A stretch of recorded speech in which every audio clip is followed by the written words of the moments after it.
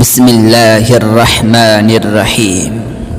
مطلب کی وفات کے بعد ان کے بھتیجے عبد المطلب قبیلہ کے سردار اور متولی کعبہ مقرر ہوئی۔ یہ بہت ہی وجیحہ اور باوقار انسان تھے۔ مکہ میں انہیں انتہائی عزت و احترام اور قدر و منزلت کی نگاہ سے دیکھا جاتا تھا۔ ان کے دور میں دو اہم ترین اور قابل ذکر واقعات پیش آئے جن کا مختصر تذکرہ پیش خدمت ہے۔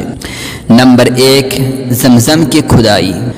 زمزم کا چشمہ تو دراصل اللہ کے حکم سے حضرت حاجرہ اور ان کے لخت جگر حضرت اسماعیل علیہ السلام کے لیے جاری کیا گیا تھا، لیکن صدیوں تک جاری رہنے کے بعد ایک مرحلہ ایسا آیا جب مکہ میں کسی قبائل جنگ کے موقع پر جب مخالف قبیلہ غالب آ گیا تو جاتے جاتے حسب دستور مختلف قسم کی لوٹ مار مچانے اور توڑ پھوڑ کرنے کے ساتھ ساتھ ایک حرکت یہ بھی کی کہ زمزم کا کنواں وہ لوگ بند کر گئے، کیونکہ زندگی کا تمام دار و مدار تو پانی پر تھا، لہذا دشمنی کے طور پر گویا وہ اہل مکہ کے لیے زندگی کا سامان ہی برباد کر گئے۔ اور پھر مرور زمانہ کے ساتھ نوبت یہاں تک پہنچی کہ لوگ اس کا محل وقوع تک بھول گئے کہ یہ کنواں تھا کہاں۔ آخر عبد المطلب جب قوم کے سردار اور متولی کعبہ بنے تو ایک رات انہوں نے خواب میں دیکھا کہ کوئی انہیں زمزم کے کنویں کی کھدائی کا حکم دے رہا ہے، جس پر وہ بہت حیران ہوئی۔ پھر دوسری رات اور پھر اس کے بعد متواتر تیسری رات بھی یہی خواب دیکھا، اور تیسری رات مزید یہ بھی ہوا کہ خواب میں اس شخص نے انہیں زمزم کے کنویں کا محل وقوع بھی دکھایا اور حکم دیا کہ اس جگہ کھدائی کرو۔ چنانچہ عبد المطلب نے اپنے بڑے بیٹے حارث کو ہمراہ لے کر اس مقام پر کھدائی شروع کی۔ قبیلے والوں کو جب اس بات کا علم ہوا تو وہ سب مصر ہو گئے کہ اس کام میں ہم سب بھی آپ کے ساتھ شریک ہوں گے تاکہ ہم بھی اس شرف اور اعزاز کے حقدار بن سکیں، لیکن عبد المطلب نے ان کا یہ مطالبہ تسلیم کرنے سے صاف انکار کر دیا۔ البتہ اس موقع پر ان لوگوں کے شدید اصرار اور مسلسل دباؤ کی وجہ سے عبد المطلب اس قدر پریشان ہو گئے کہ انہوں نے منت مانی کہ یا اللہ، اگر تو مجھے 10 بیٹے عطا کرے اور وہ سب جوان ہو کر میرے دست و بازو بن جائے تاکہ آئندہ کوئی مجھے اس طرح پریشان کرنے کی جرأت نہ کر سکے، تو میں ان میں سے ایک بیٹا بطور شکر تیرے اس گھر کے سامنے قربان کروں گا۔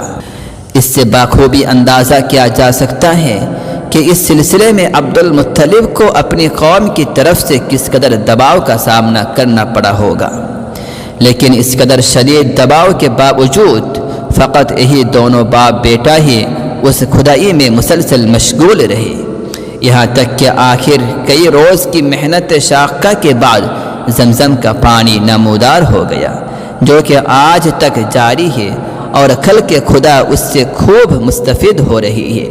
الغرض زمزم کی کھدائی کا کام انہی دونوں باپ بیٹا نے ہی بلا شرکت غیر کے مکمل کیا، لہذا ایک کنواں حضرت ابراہیم علیہ السلام کے فرزند جلیل حضرت اسماعیل علیہ السلام کے علاوہ عبد المطلب کی بھی یادگار ہے۔ دوسرا واقعہ اصحاب فیل کا۔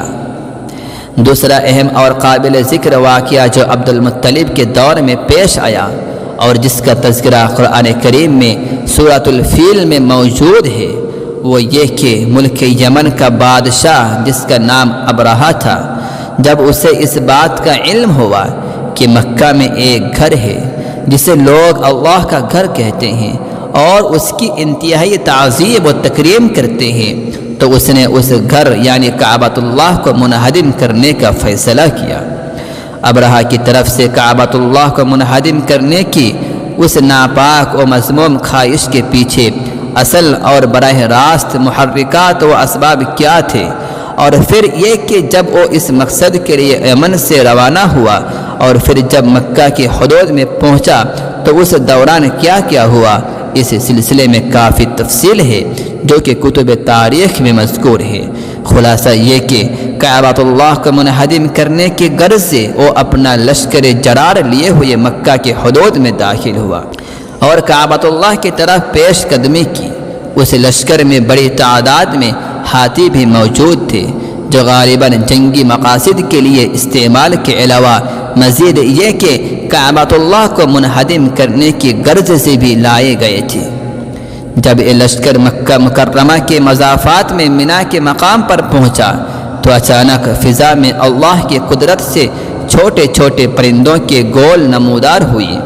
ہر پرندے نے اپنے چونچ اور پنجوں میں کنکریاں تھامی ہوئی تھی اور اس لشکر کے عین اوپر پہنچ کر ان پرندوں نے وہ کنکریاں ان پر برسا دی، جس سے وہ تمام لشکر ہاتھیوں سمیت نیست و نابود ہو گیا اور یوں اللہ نے اپنے گھر کی خود حفاظت فرمائی۔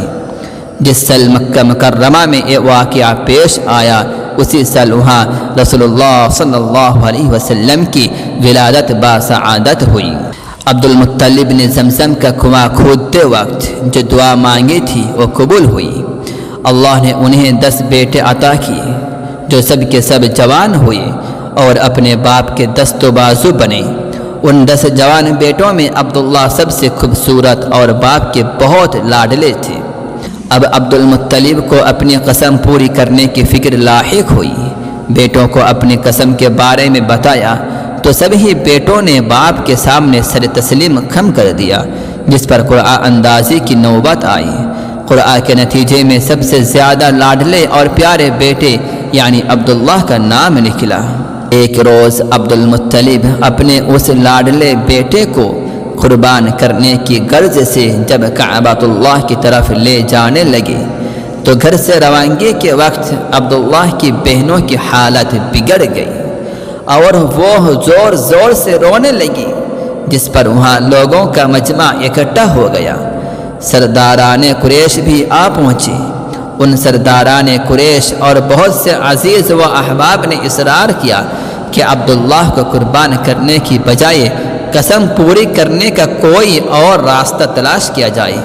ان لوگوں کے اس اصرار کے نتیجے میں عبداللہ کے بھائیوں میں سے ابو طالب نے بھی ہمت کی اور والد سے التجا کی کہ عبداللہ کو قربان نہ کیا جائے، کوئی اور راستہ تلاش کیا جائے۔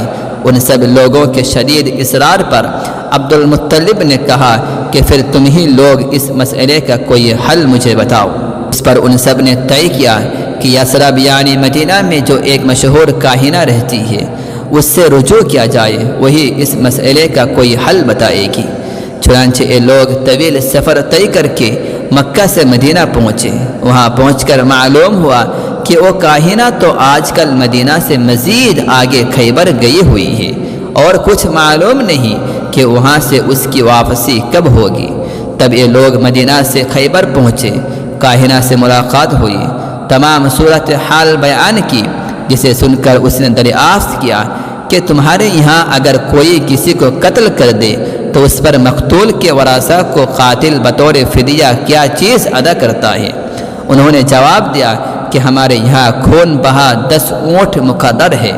یہ سن کر کاہنہ نے کہا کہ ایک طرف عبداللہ اور دوسری طرف 10 اونٹ رکھے جائیں اور پھر ان دونوں کے درمیان قرعہ اندازی کی جائے۔ قرعہ اندازی کی گئی، نام عبداللہ کا نکلا۔ کاہنہ نے کہا کہ 10 اونٹ بڑھا دیے جائیں، یعنی ایک طرف عبداللہ اور دوسری طرف 20 اونٹ۔ چنانچہ دوبارہ قرعہ اندازی کی گئی مگر نام عبداللہ کا ہی نکلا۔ اس کاہنہ کے کہنے پر ہر بار 10 اونٹ بڑھتے رہے اور قرعہ اندازی ہوتی رہی۔ آخر جب 100 اونٹ ہو گئے اور قرعہ اندازی کی گئی تو قرعہ اونٹوں کے نام نکلا۔ تب کاہنہ نے کہا کہ عبداللہ کی بجائے ان 100 اونٹوں کو قربان کر دیا جائے، یوں قسم پوری ہو جائے گی۔ لیکن عبد المطلب نے مزید اطمینان کے لیے ایک بار پھر قرعہ اندازی کی اور تب بھی اونٹوں کے نام ہی قرعہ نکلا۔ تب عبد المطلب مطمئن ہو گئے اور ہنسی خوشی خیبر سے واپس مکہ پہنچے اور اپنے پیارے اور لاڈلے بیٹے کے عوض 100 اونٹ کعبۃ اللہ کے سامنے قربان کیے اور ان کا گوشت اسی جگہ غریبوں اور مسکینوں کے لیے چھوڑ دیا، اور یوں عبد المطلب بیٹے کی جان بچ جانے پر بھی خوش ہو گئے، نیز یہ کہ اب انہیں اس بات کی بھی بے حد خوشی تھی کہ ان کی قسم پوری ہو گئی، اور یوں ان کا رب بھی ان سے راضی ہو گیا۔ یوں ہمارے پیارے رسول صلی اللہ علیہ وسلم کے سلسلے نسب میں قربانی کا واقعہ ایک بار نہیں بلکہ 2 بار پیش آیا۔ پہلی بار حضرت ابراہیم علیہ السلام اور ان کے لخت جگر حضرت اسماعیل علیہ السلام کے ساتھ، اور دوسری بار عبد المطلب اور ان کے لخت جگر عبداللہ کے ساتھ۔ نیز یہ کہ اس واقعہ کے نتیجے میں خون بہا 10 اونٹوں سے بڑھ کر اب 100 اونٹ مقرر ہوا، جس کے نتیجے میں انسان کی قدر و قیمت بڑھ گئی۔ نیز قتل و خون ریزی کے واقعات میں بھی کافی کمی آ گئی کہ اب قتل کرنے سے پہلے ہر کوئی بار بار سوچتا کہ اب 10 کی بجائے 100 اونٹ دینا پڑیں گے۔ اللہ نے اپنے رسول صلی اللہ علیہ وسلم کو رحمت للعالمین بنانا تھا، یوں دنیا نے آپ صلی اللہ علیہ وسلم کی ولادت باسعادت سے پہلے ہی اس رحمت کی جھلک دیکھ لی۔ قبیلہ قریش کے سردار عبد المطلب کے لاڈلے بیٹے، ان کی آنکھوں کے نور اور دل کے سرور یعنی عبداللہ جب 100 اونٹوں کی قربانی کے عوض قربان ہونے سے بچ گئے اور زندگی کا سفر رواں دواں ہو گیا، تو عبد المطلب کو اپنے اس خوبصورت بیٹے کی شادی کی فکر دامن گیر ہوئی۔ قبیلہ قریش کی جو متعدد شاخیں اور پھر ان میں جو بہت سے خاندان تھے، ان میں بنی زہرہ کے نام سے ایک بڑا معزز خاندان تھا۔ اس خاندان کے سربراہ کا نام وہب تھا۔ وہب اپنے حسب نسب خاندان کی سربراہی و سرداری کے علاوہ شرافت و دیانت اور اعلیٰ اخلاق و کردار کے لحاظ سے بھی بہت معروف تھے، اور معاشرے میں ان کی بڑی قدر و منزلت تھی۔ وہب کی ایک نہایت چہیتی اور لاڈلی بیٹی تھی، جو کہ عصمت و عفت اور شرافت و نجابت میں اپنی مثال آپ تھی، اور اسی لیے خاندان میں اس کا منفرد اور ممتاز مقام تھا۔ اس لاڈلی بیٹی کا نام تھا آمینہ۔ عبد المطلب کی نظر میں اپنے لخت جگر عبداللہ کے لیے قبیلہ قریش کی بہت سی خاندانی لڑکیاں تھیں، لیکن ان کی ایک دلی خواہش تھی کہ کسی طرح عبداللہ کا رشتہ وہب کی اس بیٹی آمینہ کے ساتھ طے ہو جائے۔ چنانچہ یہی تمنا دل میں لیے ہوئے ایک روز وہ وہب کے گھر پہنچے، مدعا بیان کیا، اپنے بیٹے عبداللہ کے لیے آمینہ کا رشتہ مانگا، جسے وہب نے بخوشی قبول کر لیا۔ یوں ہمارے پیارے نبی کریم صلی اللہ علیہ وسلم کے گرامی قدر والدین رشتے زوجیات میں منسلک ہو گئے۔ اس شادی کے محض چند ہفتے بعد عبداللہ اپنے والد کی تجارت کے سلسلے میں ملک شام کی طرف جانے والے قافلے کے ہمراہ روانہ ہو گئے، جبکہ اس دوران ان کی اہلیہ محترمہ یعنی آمینہ امانت دار نور محمدی بن چکی تھی۔ ملک شام سے واپسی کے موقع پر راستے میں عبداللہ بیمار پڑ گئے، اور یہ قافلہ جب مدینہ کی حدود میں پہنچا تو ان کی طبیعت اس قدر ناساز ہو گئی کہ وہ مزید سفر جاری رکھنے کے قابل نہ رہے اور مدینہ میں ہی رک گئی۔ جب قافلہ انہیں چھوڑ کر منزل کی جانب روانہ ہو گیا، مکہ پہنچ کر قافلے والوں نے عبد المطلب کو جب بیٹی کی بیماری کی اطلاع دی تو وہ انتہائی پریشان اور فکر مند ہو گئی، اور فوراً اپنے بڑے بیٹے حارث کو عبداللہ کی خبر گیری کے لیے مدینہ کی طرف روانہ ہو کیا۔ ملک شام سے واپسی کے موقع پر راستے میں عبداللہ بیمار پڑ گئے، اور یہ قافلہ جب مدینہ کی حدود میں پہنچا تو ان کی طبیعت اس قدر ناساز ہو گئی کہ وہ مزید سفر جاری رکھنے کے قابل نہ رہے اور مدینہ میں ہی رک گئی، جبکہ قافلہ انہیں چھوڑ کر منزل کی جانب روانہ ہو گیا۔ مکہ پہنچ کر قافلے والوں نے عبد المطلب کو جب بیٹے کی بیماری کی اطلاع دی تو وہ انتہائی پریشان اور فکر مند ہو گئے، اور فوراً اپنے بڑے بیٹے حارث کو عبداللہ کی خبر گیری کے لیے مدینہ کی طرف روانہ کیا۔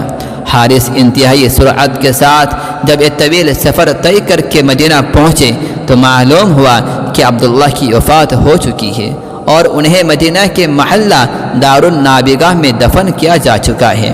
اس پر حارث انتہائی رنجیدہ اور افسردہ ہوا، اور فوراً ہی مکہ کی طرف واپس لوٹ گیا، اور مکہ واپس پہنچنے پر اس نے اپنے والد عبد المطلب کو یہ افسوسناک خبر سنائی۔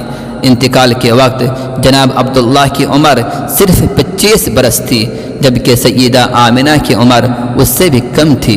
یوں سیدہ آمنہ اپنے محبوب شوہر کی امانت لیے ہوئے عین عالم شباب میں بیوہ ہو گئیں، جبکہ وہ امانت ابھی اس دنیا میں آئی بھی نہیں تھی۔